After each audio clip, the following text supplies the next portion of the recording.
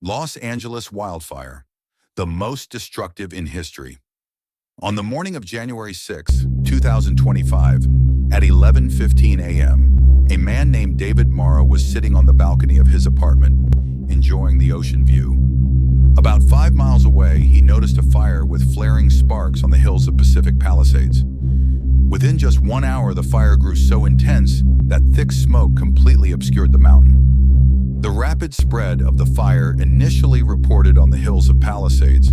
The fire quickly spread to Eatonhurst, Kenneth Getty, Scurryball, and San Fernando. At the time, strong inland winds of 100 kilometers per hour were blowing toward the ocean. This raises an important question. If the fire started in Palisades near the ocean, how did it spread inland, moving in the opposite direction of the wind?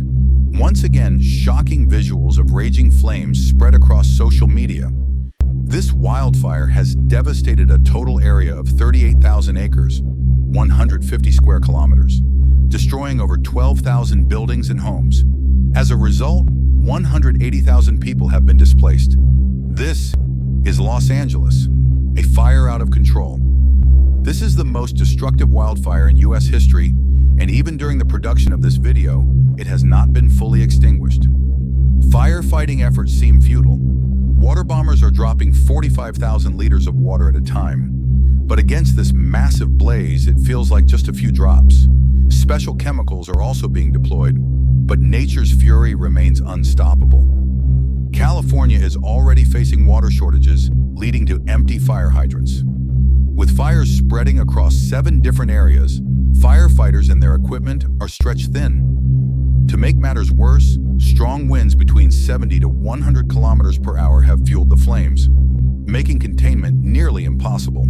Before understanding the real cause of this wildfire, let's examine past wildfire incidents in California. A history of wildfires in California.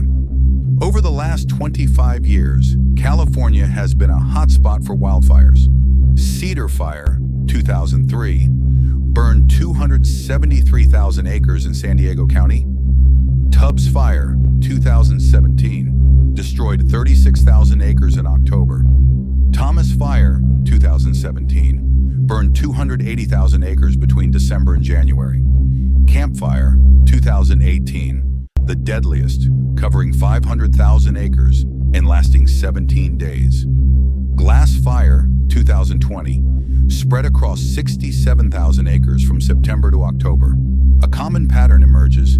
These fires have mostly occurred in winter. So why do California wildfires frequently ignite during the colder months?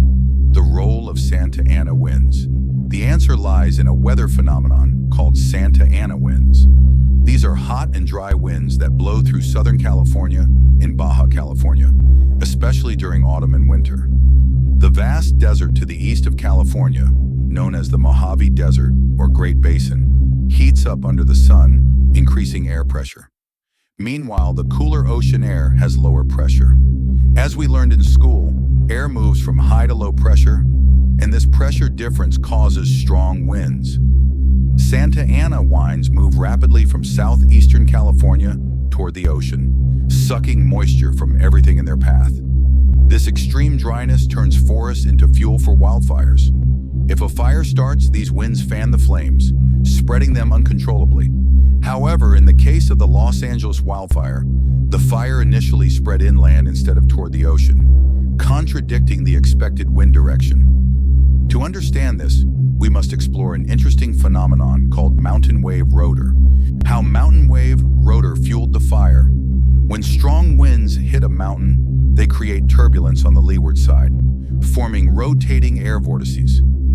This effect changes wind direction at different altitudes. The Los Angeles fire began on the leeward side of the Palisades Hills.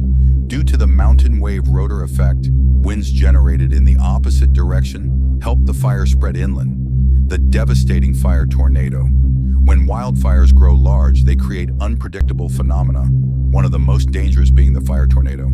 This rare occurrence happens when extreme heat causes hot air to rise rapidly, pulling in cooler air below. This updraft creates a spinning vortex, drawing in burning debris and intensifying the fire.